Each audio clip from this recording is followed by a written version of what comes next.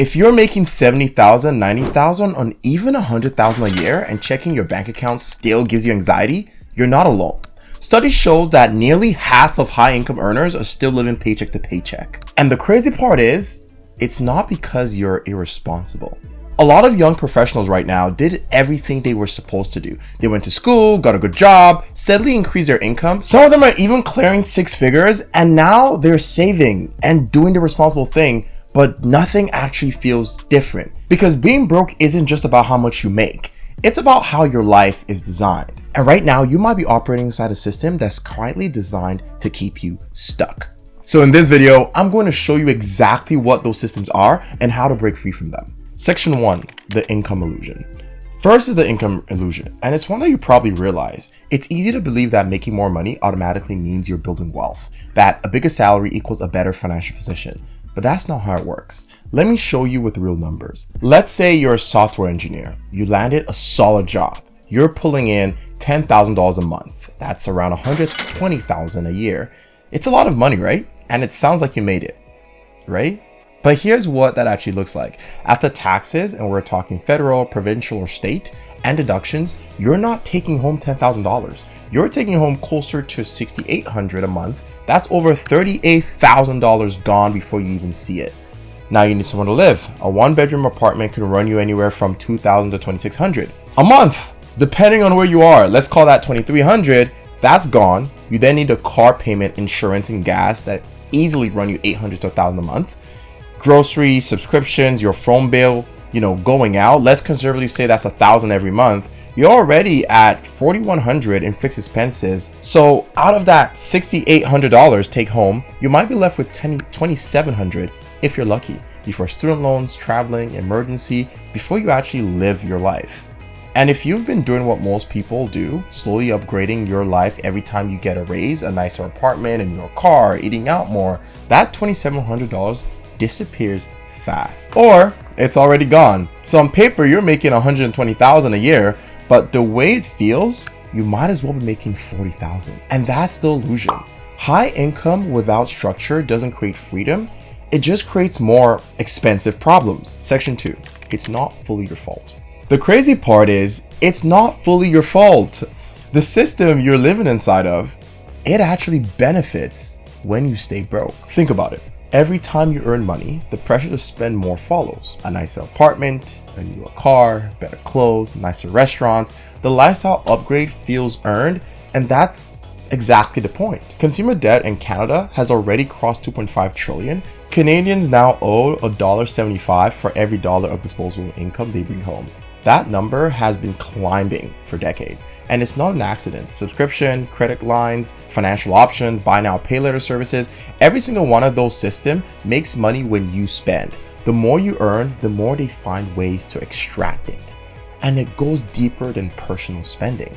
We're living in one of the most consumption-focused moments in human history.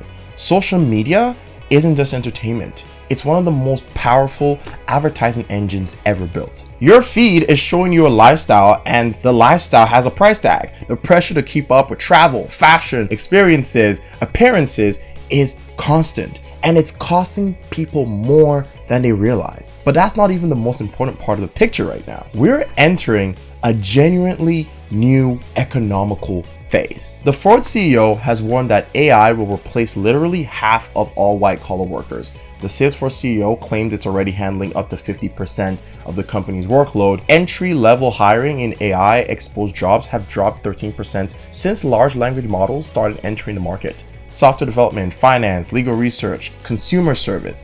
These aren't abstract future concerns. They're changing right now. At the same time, the cost of everything keeps rising. Housing, food, energy.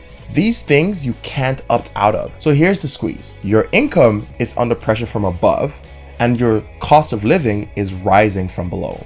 If you don't get intentional about how your money is structured, and soon, the gap is only going to get tighter. That's not meant to scare you. It's meant to wake you up, because the people who understand this moment and respond to it, they're going to build real wealth. And the people who don't, who keep spending like it's 2016, are going to find themselves in a very difficult position. Section 3, the traps.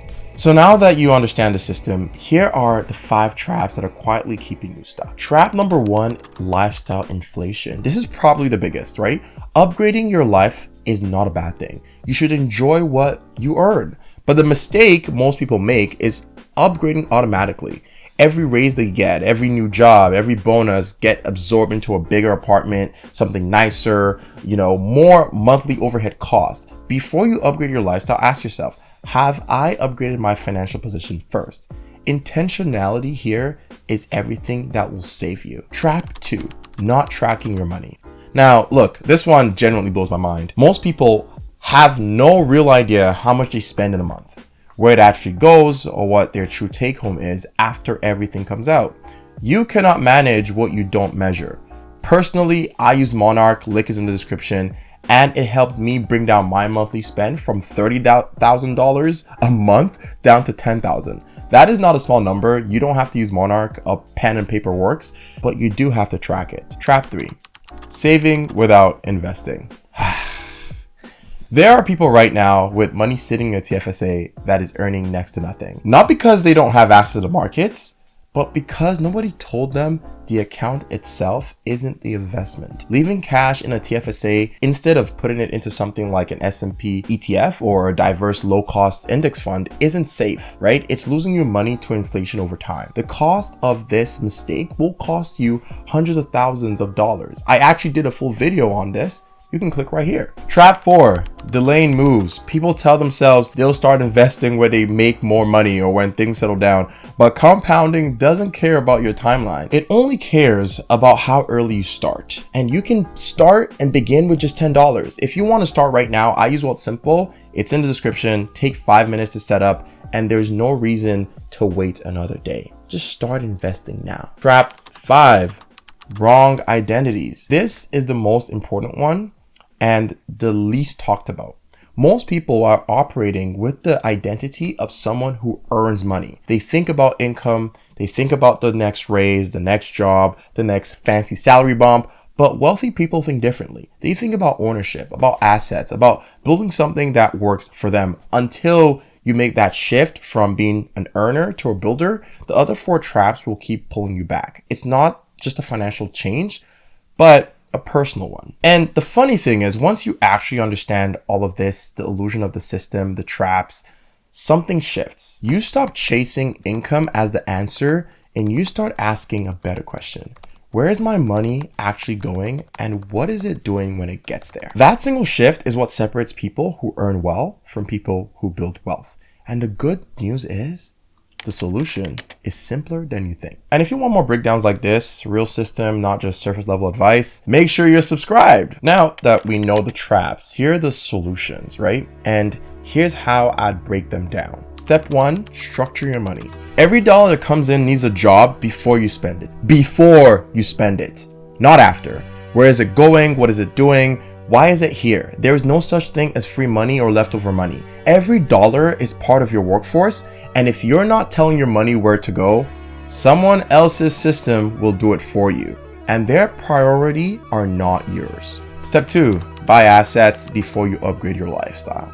If your car gets you from point A to point B, you don't need a new car. That payment could be going into the market, into a property, into a low-cost ETF, or even into developing a skill that makes you more valuable and earns you more to invest with later. The version of you that buys a nicer car first and invests later will always be behind the version of you that bought the asset first. Stop upgrading your life before you actually own anything. Step 3, build systems. I cannot stress this enough.